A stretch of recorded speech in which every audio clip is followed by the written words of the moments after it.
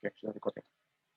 Perkenalkan, saya Madyoga Anggara Pangestu. Di sini akan menjelaskan tugas 3 mata kuliah astronautika yang merupakan tugas rekonstruksi misi antar planet. Di sini digunakan misi antar planet Mars Odyssey yang merupakan misi observasi planet Mars. Ya, observasi dilakukan menggunakan wahana berikut dengan dilengkapi dengan instrumen seberat 45 kg dengan massa propelan sebesar 348 kg.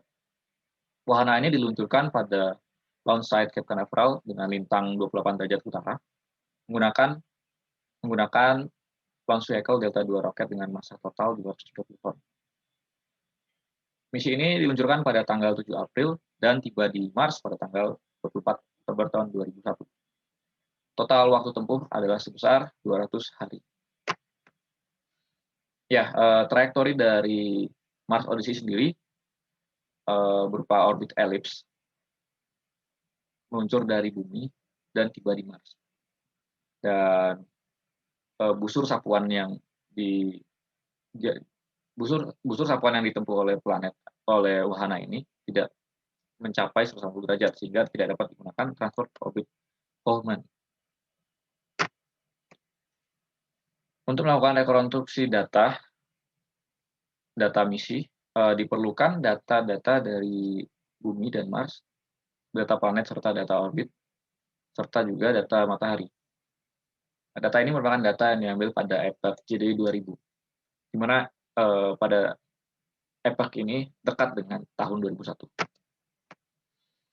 Untuk melakukan rekonstruksi misi, sebelumnya akan ditentukan data-data yang akan digunakan serta gambaran orbit yang akan dipilih, yaitu orbit Pachyconic. Dan dari orbit itu terdapat 5 bagian orbit, yang mana pertama ada orbit parkir bumi, orbit P1 yang dekat dengan bumi. Kedua, setelah itu lepas menggunakan orbit hiperbola menuju sphere of influence bumi dan menuju orbit transfer, tandai dengan orbit F ini. Selanjutnya mendekati Mars, masuk dalam sphere of influence Mars menggunakan orbit hiperbola dan parkir di Mars dengan orbit P2 yang merupakan orbit elips. Ya, masing-masing antar orbit akan dilakukan manuver dengan label A, B, C, dan D sesuai dengan urutan orbitnya. Batasan yang digunakan dalam misi ini akan ditentukan posisi-posisi serta waktu sesuai dengan data aktual. Beberapa data akan disederhanakan jika terdapat suatu masalah. Dan juga data orbit yang digunakan untuk bumi dan Mars diambil pada EPAC JDI 2000. Semua orbit pada misi ini dianggap memiliki inklinasi 0 derajat. Sedangkan kecuali satu orbit, yaitu orbit parkir di bumi, akan menyesuaikan dengan launch site. Seperti yang tadi sudah dikatakan, akan menggunakan metode Pachyconic, di mana pengaruh objek lain akan diabaikan. Metode ini mendekati analisis dua benda pada sphere of influence dari planet tersebut. Selanjutnya akan sering digunakan dua koordinat, yaitu koordinat lokal dan juga koordinat inersial, sehingga akan dijelaskan beberapa notasi yang digunakan. Dalam koordinat lokal, secara pola akan dinyatakan dalam R dan theta, di mana theta adalah anomali benar. Sedangkan dalam koordinat inersial akan digunakan R dan lambda, di mana lambda merupakan bujur yang dihitung dari sumbu horizontal inersial, sehingga dapat diperoleh hubungan antara lambda dengan theta sebagai berikut. V sendiri merupakan longitude atau bujur dari pericenter. Ya, sebelum kita bisa membentuk orbit pada misi Mars Odyssey ini, akan dibentuk orbit dari bumi dan Mars pada tahun 2001. Menggunakan data-data parameter orbit bumi dan Mars pada EPAC JDI 2000, dapat dibentuk orbit bumi dan Mars menggunakan persamaan radius orbit. Persamaan ini merupakan persamaan dalam koordinat lokal, dapat ditransformasikan dalam koordinat inersial menjadi persamaan berikut. Oke. Selanjutnya akan ditentukan posisi awal, yaitu posisi pada saat peluncuran, posisi bumi dan Mars pada saat peluncuran. Ya, bumi sendiri diketahui bahwa memiliki longitude sebesar 180 derajat pada tanggal 20 Maret atau terjadinya vernal equinox. Sehingga dapat ditentukan waktu pada saat bumi berada di pericenter menggunakan hubungan waktu dari perihelion dengan anomali rata-rata. Diperoleh hasil perhitungan bumi berada pada perihelion pada tanggal 2 Januari 2001. Sehingga pada tanggal 4 April, yaitu saatnya peluncuran, posisi bumi adalah 197 derajat. Dari posisi bumi ini akan ditentukan posisi Mars. Dengan data yang diketahui hanyalah data jarak bumi dan Mars pada saat peluncuran, yaitu sebesar 125 juta kilometer. Untuk itu akan dihitung posisi Mars menggunakan hubungan trigonometri antara bumi dengan Mars, karena diketahui posisi bumi dan Mars. Di sini akan digunakan persamaan tambahan, yaitu persamaan radius orbit Mars dalam koordinat inersial. Sehingga dengan dua persamaan ini dapat diperoleh solusi dari posisi Mars. Namun dengan jarak 125 juta kilometer akan dipenuhi dua solusi. Solusi yang akan dipilih adalah solusi yang sesuai dengan konfigurasi orbit pada gambar sebelumnya, yaitu Mars berada di depan bumi. Setelah posisi Mars dan bumi diperoleh pada saat peluncuran, akan digunakan data itu untuk menghitung posisi Mars bumi pada saat wahana tiba di Mars. Ya, posisi ini dihitung menggunakan hubungan anomali rata-rata dan waktu pericenter, seperti yang sudah dihitung sebelumnya. Sehingga dapat diperoleh data-data sebagai berikut. Ya, posisinya dinyatakan dalam koordinat rektanguler di inersial dengan pusatnya matahari, dan diperoleh data sebagai berikut. Setelah posisi bumi dan Mars diperoleh, selanjutnya kita bisa langsung menghitung orbit dari masing-masing orbit dari misi. Yang pertama akan dihitung orbit parkir di bumi.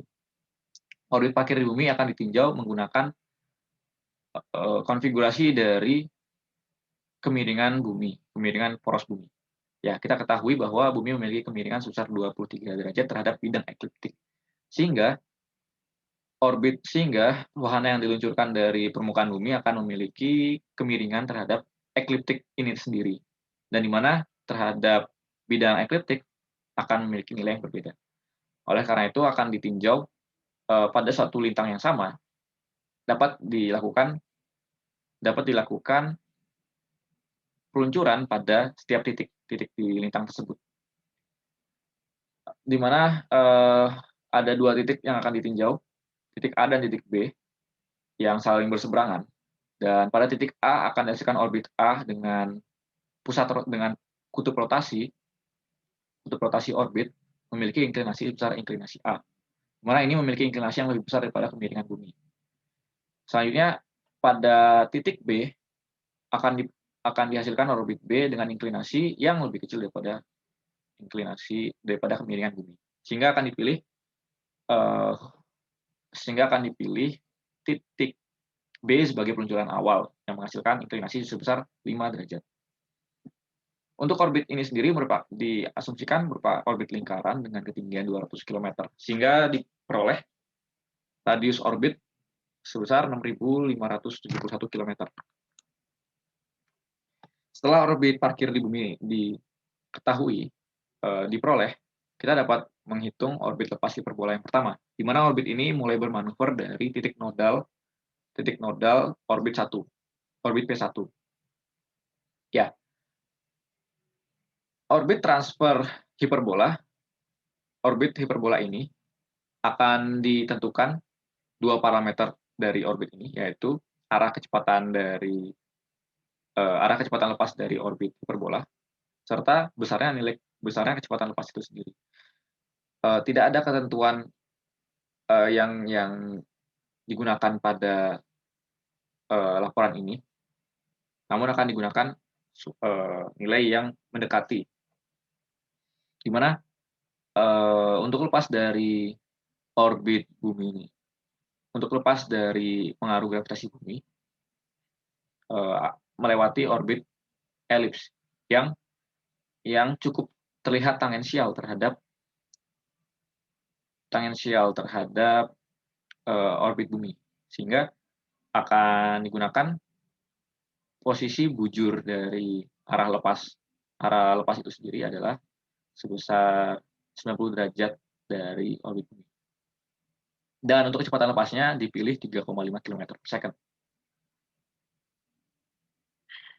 Sebelumnya kita tahu bahwa orbit ini lepas dimulai dari titik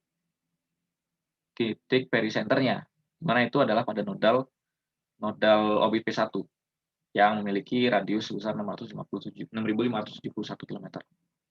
Sehingga menggunakan persamaan dari orbit hiperbola dapat diperoleh semi major axis dari orbit ini sendiri sebesar 32.000 km dengan eksentrisitas sebesar 1,2. Dari nilai eksentrisitas ini dapat ditentukan anomali benar dari orbit hiperbola sebesar 146,3 derajat. Menggunakan hubungan transformasi antara koordinat lokal dengan koordinat inersial dapat dihitung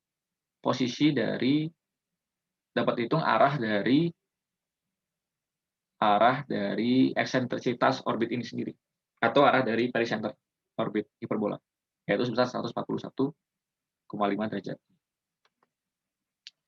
Selanjutnya, karena nantinya akan dihitung posisi akhir wahana pada saat mencapai SOI bumi, perlu ditinjau posisi bumi pada saat wahana sampai pada sphere of influence bumi.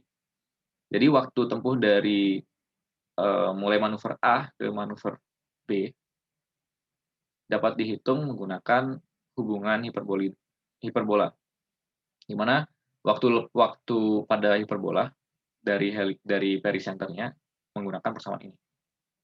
Dan N ini sendiri merupakan anomali rata-rata hiperbola sebesar menggunakan persamaan ini, dan juga nilai H juga dapat digunakan persamaan ini yang menghubungkan antara H dengan anomali benar.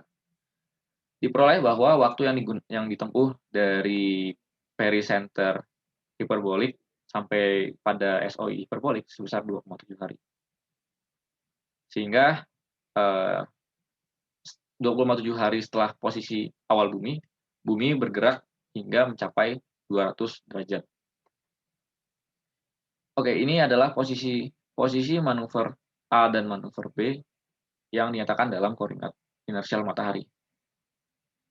Koordinat inersial dengan pusat matahari, yang merupakan koordinat inersial dengan pusat bumi ditambah dengan posisi dari bumi itu sendiri. Oke.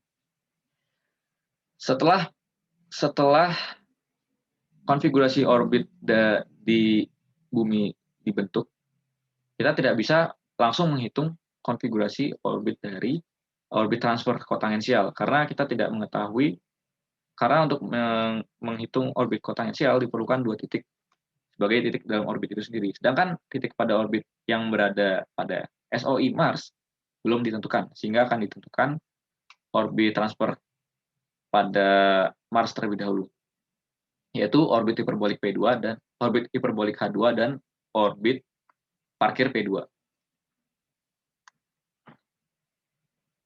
Ya. Orbit parkir P2 akan menggunakan data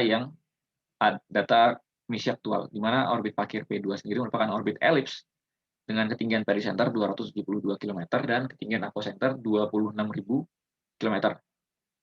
Dan kita ketahui bahwa pericenter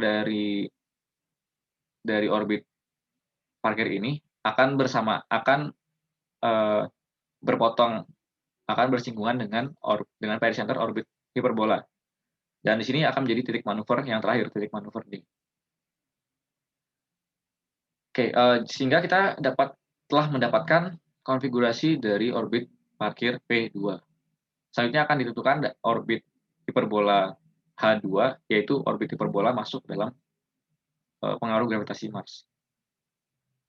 Pada orbit H2 ini sendiri, kita ketahui bahwa Mars sendiri akan berada di belakang wahana pada saat wahana mencapai Mars, sehingga ada batasan sudut masuknya wahana terhadap Mars yang ditandai dengan segitiga hijau ini. Untuk mempermudah akan dipilih wahana Mars masuk pada SOI Mars, wahana Mars Odyssey akan masuk SOI Mars pada arah bujur 90 derajat. Untuk kecepatan masuk atau lebih tepatnya kecepatan infinity dari wahana masuk ke dalam Mars dipilih sebesar 3 km per second. Dengan diketahui radius dari pericenter orbit hiperbolik ini, dapat dihitung parameter orbit lainnya dari hiperbola. Sebagai berikut. Ya, gambar berikut merupakan konfigurasi orbit dari hiperbola dengan pusat orbit adalah Mars. Ya, kita telah menetapkan bahwa wahana masuk ke dalam Mars pada bujur 90 derajat, yaitu pada tanda silang ini. Dengan menggunakan persamaan hiperbola, dapat dihitung semi mayor aksis dari orbit ini adalah sebesar 4.700 km, sehingga dapat diperoleh eksentrisitas dari orbit H2 sebesar 1,77. Dari sini dapat dihitung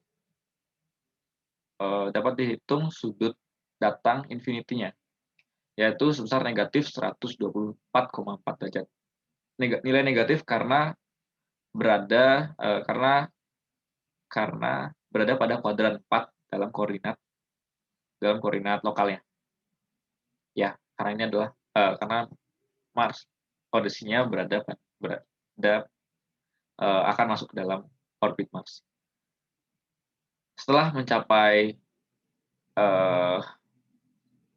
dan kita ketahui pada saat di SOI Mars ini sendiri, sudut anomali benarnya tidak sama dengan anomali benar dari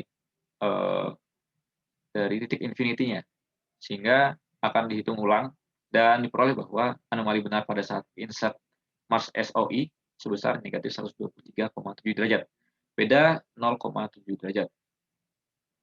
Ya, akan digunakan data ini untuk menentukan arah pericenter dari orbit H2 dengan hubungan antara koordinat lokal dan koordinat inersial, sehingga diperoleh arah pericenter dari orbit H2 pada kuadran 3, 213,7. Selanjutnya wahana akan masuk pada sphere of influence Mars dan mulai mendekati orbit parkir di Mars. Dan posisi Mars sendiri akan dihitung posisi Mars akan dihitung pada saat wahana mencapai orbit parkir di Mars. Sebelumnya akan dihitung waktu tempuh dari wahana berada pada SOI Mars hingga mencapai orbit parkir di Mars. Dengan hubungan anomali rata-rata dan waktu pericenter, dapat dihitung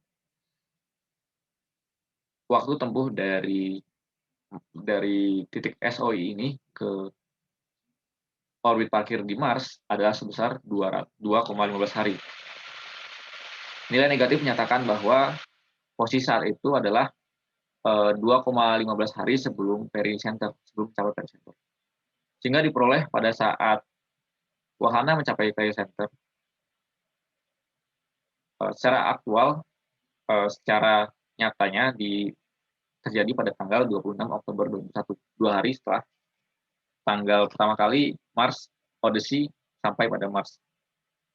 sphere of influence.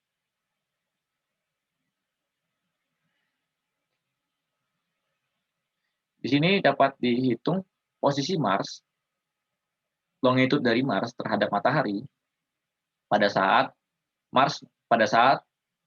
wahana sampai pada orbit parkir Mars, yaitu sebesar 344,3 derajat pada kuadran 4.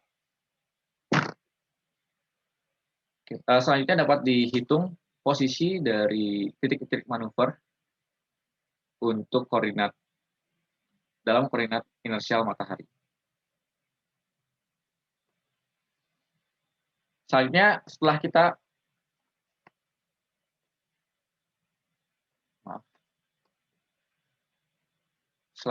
setelah dua titik yang menghubungkan orbit kotangensial diketahui, dapat ditentukan konfigurasi orbit dari kotangensial itu sendiri. Orbit ini akan dihitung menggunakan persamaan Lambert problem, di mana input dari persamaan ini adalah geometri dari tiga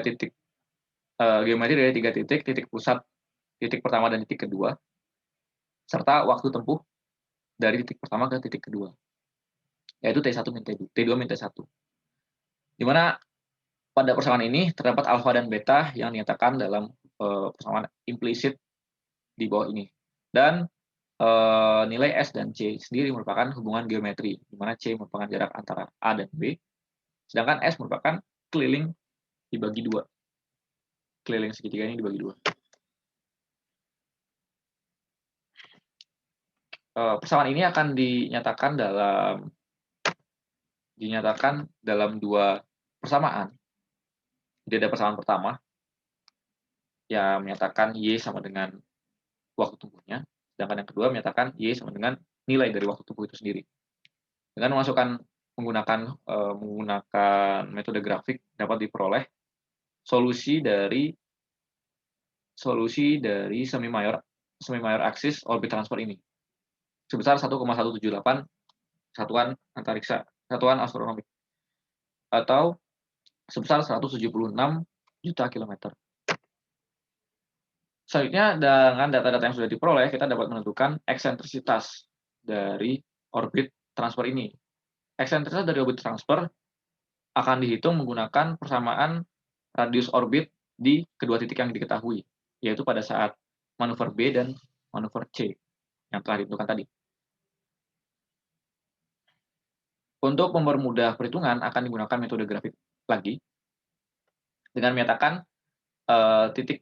menyatakan sumbu Y sebagai anomali benar dari titik di B, yaitu manuver di B yang di awal, dan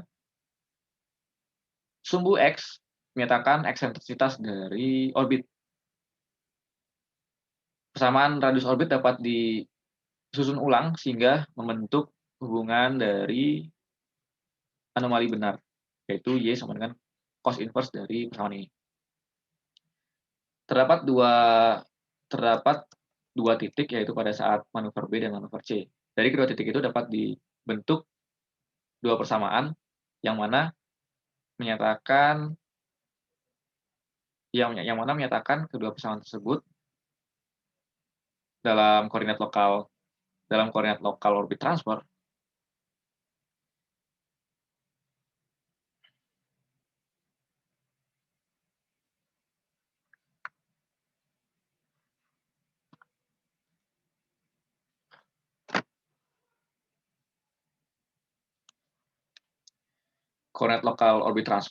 nantinya kedua solusi dari kedua persamaan ini merupakan solusi dari nilai anomali benar manuver B dan juga eksentrisitas yang sesuai untuk digunakan pada kedua titik itu. Diperoleh dua solusi. Yang pertama menyatakan orbit elips dengan eksentrisitas 0,17 dan posisi manuver B pada anomali benar 0,62 radian. Dan pada solusi kedua diperoleh diperoleh eksentrisitas yang lebih tinggi, yang lebih eksentrik 0,32 dan anomali benar manuver B pada 1,4 radian. Karena pada saat di bumi memiliki kecepatan yang lebih tinggi daripada di Mars, akan dipilih kondisi antara kedua solusi ini yang memiliki kecepatan yang paling tinggi. Di mana pada kecepatan yang lebih tinggi diperoleh pada anomali benar yang lebih rendah, yang dekat dari center. Jadi dipilih solusi 1 sebagai pembentukan orbit transfernya. Dengan data yang telah kita dapatkan sebelumnya dapat dibentuk konfigurasi orbit dari misi Mars Odyssey sebagai berikut. Di sini merupakan bumi pada saat peluncuran dan di sini merupakan Mars pada saat tiba. Dan garis kuning ini merupakan orbit transfernya. Oke. Secara keseluruhan dapat dirangkum berikut merupakan rangkuman parameter data dari masing-masing orbit. Dan pada tabel di kiri bawah terdapat tanggal-tanggal manuver. Di sini tanggal manuver pertama, manuver di titik A, dilakukan pada tanggal yang sama. Yaitu pada tanggal yang sama dengan tanggal peluncuran 7 April 2001. Selanjutnya dari data titik-titik manuver, data orbit dan juga data titik manuver. Dari data orbit dapat ditentukan data titik manuver.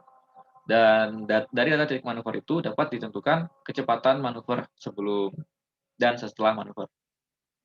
Jadi pada orbit sebelum manuver dan orbit setelah manuver. Persamaan kecepatan akan menggunakan persamaan Vis-Viva integral yang telah diturunkan dalam koordinat lokal, dalam arah theta dan arah r, seperti pada gambar di kanan. Dan kita ketahui bahwa pada koordinat inersial hanya perlu merotasikan kecepatan sebesar lambda atau sebesar theta ditambah pi. Di mana lambda ini merupakan lambda pada acuan pusat orbit dari orbit itu sendiri. Misalkan saja di Mars atau di bumi. Sehingga dapat digunakan persamaan sebagai berikut. Dan dari data yang telah dihitung dapat ditentukan posisi manuver. Posisi manuver di setiap titik manuver nih. A, B, C, dan D. Dan lihat pada baris paling bawah. Baris ini menyatakan kecepatan wahana pada orbitnya dengan referensi pusat orbit itu sendiri. Sehingga perlu disamakan terlebih dahulu.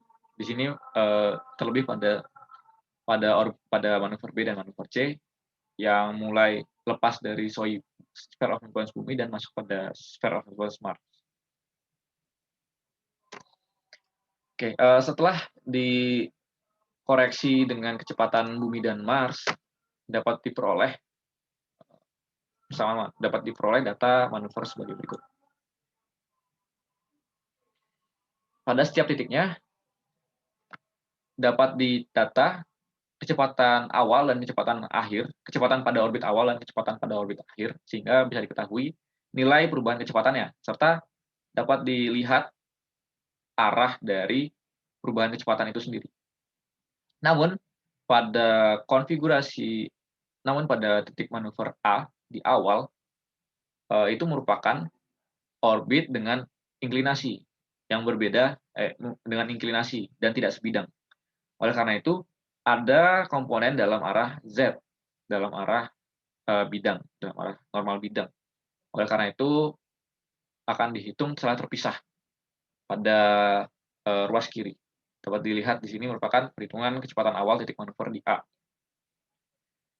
Dan menggunakan persamaan ini dapat dihitung perubahan kecepatannya tidak jauh berbeda, namun lebih besar, sebesar 3,8, sedangkan yang awalnya 3,7 km. Untuk arahnya sendiri akan diperoleh arah yang sama, karena inklinasi hanya mempengaruhi elevasi dari kecepatan itu sendiri, bukan arah azimutnya. Menggunakan persamaan Tsiolkovsky dapat dihitung kebutuhan massa propelan dari setiap titik manuver. Dan bisa dilihat, bisa dihitung kebutuhan massa propelan menggunakan persamaan ini. Persamaan ini hanya membutuhkan berapa nilai kecepatan semburan dari propelan dan juga massa awal atau massa akhir. Dan kita ketahui pada massa akhir, kita ketahui massa pada kondisi akhir setelah manuver, yaitu kondisi setelah bahan bakar digunakan. Sehingga dapat dihitung kebutuhan bahan bakar dengan menghitung massa awal. Massa awal dari masing-masing manuver dapat dihitung tertera pada tabel, dan massa kebutuhan propellan itu sendiri adalah selisih dari massa awal dengan massa akhir. Di sini nilai dari kecepatan semburan C diperoleh menggunakan dihitung menggunakan data aktual berdasarkan data thrust dan juga pembakaran propellan pada saat masuk SOI Mars sebesar 3,13 km/s. Dan total penggunaan bahan bakar sebesar 55,6 ton. Ini merupakan angka yang sangat besar, bahkan lebih besar daripada berat awal dari wahana. Namun satu hal yang perlu diperhatikan pada misi Mars Odyssey ini, secara aktual hanya menggunakan propelan wahana setelah memasuki orbit transfer. Artinya hanya menggunakan pada manuver D dan manuver C. Sehingga massa total dari wahana sendiri harusnya sebesar 783,17 kg. Dan ini berbeda dengan data yang besarnya 725 kg. Oke. Ya, secara lengkap kita bisa membandingkan hasil konstruksi dan juga data aktual sebagai berikut. Gambar di kiri merupakan data aktual dan gambar di kanan merupakan hasil rekonstruksi data misi. Selanjutnya kita akan melihat tanggal-tanggal manuver. Ya, secara aktual dapat dilihat launch pada tanggal yang sama dengan manuver A dan sampai di sphere of influence bumi pada tanggal 10 April, lebih lambat daripada data rekonstruksi, lebih lambat 1 hari. Data rekonstruksi Mars Odyssey capai di SOI bumi pada tanggal 9 April. Namun mencapai orbit akhir di Mars pada tanggal 24 Oktober. Sedangkan data rekonstruksi menyatakan sampai pada tanggal 26 Oktober. Sehingga total waktu tempuh berbeda 2 hari. Ya, hal ini karena terdapat asumsi penggunaan data kecepatan infinity pada manuver B dan manuver C yang tidak disampaikan, yang tidak terdapat dalam data aktual, sehingga nilai ini yang membuat data tanggal-tanggal ini berbeda. Terlebih juga ada informasi yang kurang pada saat mencapai sphere of influence dari Mars. Sehingga data yang digunakan masih menggunakan penentuan sepihak. Kembali kepada massa propelan sendiri, total massa propelan secara aktual untuk wahana itu sendiri hanya sebesar 348 kg. Sedangkan jika menjumlahkan kebutuhan propelan dari manuver A hingga manuver D, dibutuhkan total massa sebesar 5,6 ton. Dan ini jauh lebih besar, sangat besar terhadap massa propelan yang dimiliki wahana. Ya, seperti yang sudah dikatakan sebelumnya, untuk melihat kondisi wahana sendiri hanya akan ditinjau manuver D dan manuver C. Sehingga total dari kedua manuver ini sendiri hanya 400 kg. Namun nilai ini tetap lebih besar dari total massa wahana propelan yang dimiliki wahana, 348.